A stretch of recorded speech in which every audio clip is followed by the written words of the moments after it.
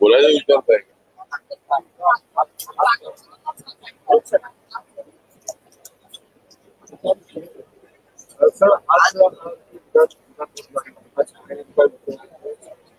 आज विधान भवनामध्ये आलो. मी मुंबईमध्ये होतो आणि महाराष्ट्र विधिमंडळ चालू आहे. अधिवेशन 10 तारखेला आता आलो होतो. काम नव्हतं पण मुख्यमंत्र्यांचा रिप्लाय मी ऐकत होतो आणि त्यांनी जो भक्ती मार्ग आहे तो भक्ती मार्ग हा तसा महाराष्ट्राच्या डेव्हलपमेंटसाठी हा जो भक्ती मार्ग आहे शक्ती मार्ग आहे मुक्ती मार्ग आहे आणि त्याला विरोध न करता त्याच्यामध्ये काय जो असेल ते द्यावे पण तो मार्ग होणच नका होते. त्याचबरोबर नाशिक पासून एक समृद्धी मार्ग मिळून करणार आहे ते मी ऐकतो. त्याचबरोबर बाबासाहेब आंबेडकरांचं हिंदूमध्ये जे स्मारक आहे त्या स्मारकाचं काम जवळजवळ 80% जास्त झालेलं आहे. फक्त तो जो त्याचा खर्च आहे जवळजवळ 1090 कोटीपेक्षा जास्त आहे आणि बाबासाहेब आंबेडकरांचा स्टॅच्यू 350 फुटाचा आणि फाउंडेशन 100 फुटाचं असा हा पुतळा 450 फुटाचा होणार आहे आणि सगळ्या देशामध्ये नंबर 2चा पुतळा आहे. म्हणजे वल्लभभाई पटेल यांचा पुतळा गुजरातमध्ये आहे. त्यानंतर जास्त उंच असणारा पुतळा बाबासाहेब आंबेडकरांचा आहे आणि हा जो पुतळा आहे हा पुतळा अमेरिकेमध्ये न्यूयॉर्कमध्ये स्टॅच्यू ऑफ लिबर्टी आहे त्याच्यापेक्षा जास्त उंचीचा आहे. त्यामुळे बाबासाहेबांची उंची जर फार उंचीच होती तर माननीय मुख्यमंत्री देवेंद्र फडणवीसांचं काम अत्यंत चांगलं चाललेलं आहे. देवेंद्र फडणवीस त्यानंतर एकनाथ शिंदे जी अजितदादा पवार RPI आम्ही सगळे मिळून आम्ही महाराष्ट्राच्या कल्याणासाठी महाराष्ट्र विकासासाठी आम्ही काम करत राहणार आहोत. महाराष्ट्राच्या जनतेने विधानसभेमध्ये प्रचंड अशा पद्धतीने समाज दिलेला आहे आणि जवळजवळ 237 जागा निवडून आपल्या आलेल्या आहेत. त्यामुळं आमचा जो दलित आणि बौद्ध समाज होता त्यांनी सुद्धा मोठ्या प्रमाणामध्ये या ठिकाणी म्हणजे सरकार आणण्यामध्ये दलित बौद्ध समाजाचा मोठा वाटा आहे. एकतर संतोष देशमुख यांच्या प्रकरणामध्ये आरोपी पकडण्यात आलेले आहे त्यांना फाशी झाली पाहिजे अशी आमची मागणी आहे.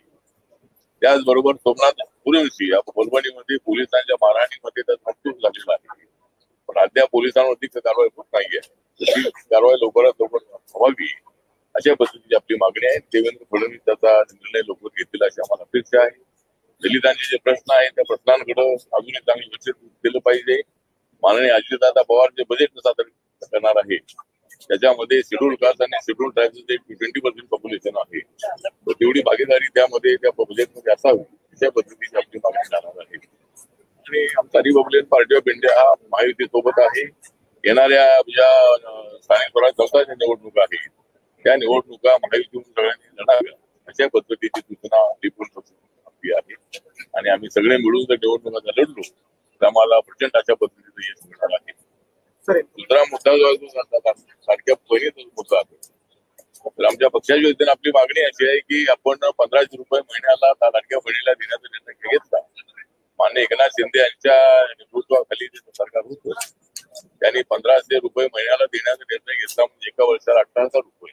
तर अशा पद्धतीनं महिलांनी प्रचंड आपल्याला सहकार्य केलेलं आहे आणि संविधानाचा मुद्दा वेळा चालला नाही. संविधान बदलणार आहे आरक्षण जाणार आहे त्यामुळे जनता आपल्या पाठीशी राहिलेली आहे आणि लाडक्या बहिणींनी सुद्धा आपल्याला प्रचंडपणे पाठिंबा दिलेला आहे. त्यामुळे त्यांना माननीय मुख्यमंत्री एकनाथ शिंदे हे मुख्यमंत्री असताना त्यांनी आमचं सरकार आल्यानंतर 2100 रुपये देऊ अशा पद्धतीची घोषणा केलेली होती. त्यामुळे माझ्या पक्षाची मागणी अशी आहे जरी काय सरकारला ताण पडलाही तरी जे आश्वासन दिलं होतं ते आश्वासन आपल्या सरकारने पाळावं आणि सगळ्या भगिनींना 2100 रुपये महिन्याला द्यावे अशी आपली सूचना आहे.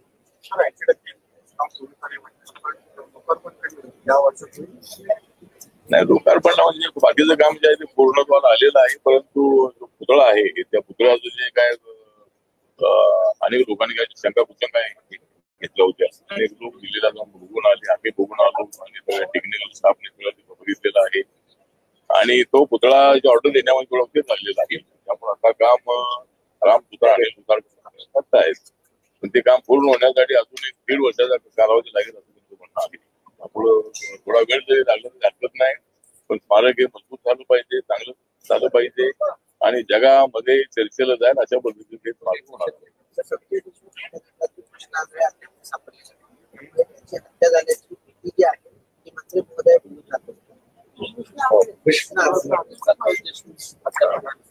एक आरोपी आज हा, जो आंधळे आहे तो मला वाटतं तो आंधळे आहे, तो अद्याप मला वाटतं पकडण्यात आलेला नाहीये आणि त्याच्यासाठी पोलीस अनेक ठिकाणी पाठवण्यात आलेले आहे.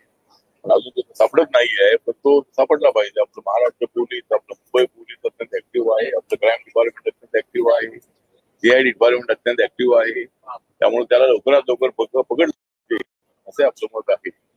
आणि बाकी धनंजय मुंडेच्या संबंधामध्ये धनंजय मुंडे आपले चांगले मित्र आहेत आणि धनंजय मुंडे यांचा त्या गुन्ह्याशी काही संबंध नाहीये. वाल्मिक कराड हे त्याचे जवळचे मित्र होते आणि त्यामुळं माझं मत असं होतं की सुरुवातीला धनंजय मुंडेने राजीनामा द्यायला होता. मला जी माहिती मिळाली की अजितदादांकडे धनंजय मुंडे राजीनामा घेऊन गेले होते, पण अजितदादांचं म्हणणं होतं बरोबर होतं की या गुन्ह्याच्या प्रकरणाशी कसलाही धाग्यात उडे असले नाही, काही नाही, त्यामुळे राजीनामा करता घ्यायचा असं मत अजितदादांचं होतं. पण सुरुवातीला त्याने राजीनामा दिला असता तर विरोधकांना ही आकार रांगड करण्याची त्याच्यावर आली नसती. त्यामुळे शेवटी धनंजय मुंडे यांनी राजीनामा नीतीच्या आधारावर दिलेला आहे आणि हा त्यांचा निर्णय अत्यंत चांगला आहे.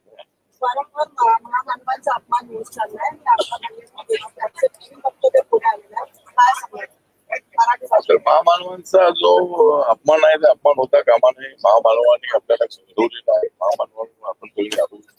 त्यामुळं छत्रपती शिवाजी महाराज असतील, बाबासाहेब आंबेडकर असतील, यांच्या पुतळ्यांची विटंबना किंवा यांच्या पुतळ्यांचा अपमान होता कामा नये.